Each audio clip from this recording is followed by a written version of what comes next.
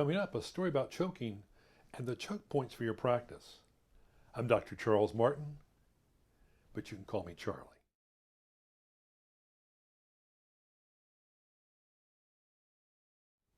It happened so suddenly I didn't have time but just react. Sitting with my wife Holly in an acclaimed restaurant in Chicago with its hotshot chef, we were mid-meal when I heard it.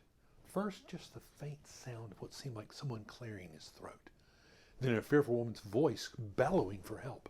I got up and moved onlookers out of the way. By this time, the entire assemblage of patrons were staring, their faces a mix of anxiety and hopefulness. I asked him if he could speak. He shook his head no. Moments later, a chunk of steak came out, and he was breathing again thanks to the Heimlich maneuver. A multitude of hugs and heaping helpings of thank yous ensued. A grateful restaurateur gifted our meal to us. It would have killed me figuratively to not help. I find this choking dilemma in my coaching and consulting of entrepreneurs, dentists like you, all too frequently. And again, it kills me not to help. A multitude of entrepreneurial choke points can kill your practice or deny it the growth it could have had. No practice Heimlich maneuver exists that can quickly rectify what happens far too predictably and commonly. These choke points come under the heading of ask me why I know. So consider these words the voice of experience gained and explained so you don't have the pain. Here are 3 of the many principles to keep in mind so you don't choke. First of all, choke points start with the leadership of the organization, your practice.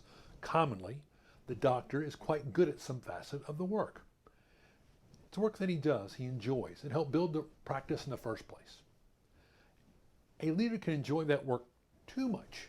So much so that the work of leading the group as an executive goes begging. The work of CEO is too important to neglect just because you're good at the work itself or at personal selling or servicing patients as examples. The reverse is true too when an important role gets neglected while you're running the company or the practice. Your strength becomes the organizational weakness as the practice grows larger. You must choose the big role you will play and hire someone else to play the part of the other important roles as your practice grows. You have to become the chief motivational officer. Often in growing practices, the founder dentist is so busy doing that he forgets he's the chief motivational officer too. As you grow the number of people you employ, time must be spent building the common threads that will hold the organization as a practice together. In other words, you must spend time on creating and maintaining a culture. Cultures are built on the why, or the purpose of the organization. It's the commonly held values and beliefs and the far-flung top-of-the-mountain goal, what Jim Collins called the BHAG, the big, hairy, audacious goal. These represent the heart, soul, and goal of your organization. These help you weather the storms of growth that will inevitably come. Groups have to be bound by a code that is bigger than any one individual, to which all members of your practice ascribe. Further, this becomes the magnet that attracts the right people while simultaneously repelling those who simply don't belong.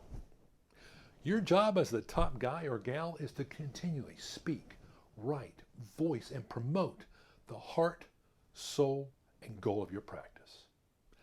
I'm Dr. Charles Martin, but you can call me Charlie at masteryourpractice.com. Until next time.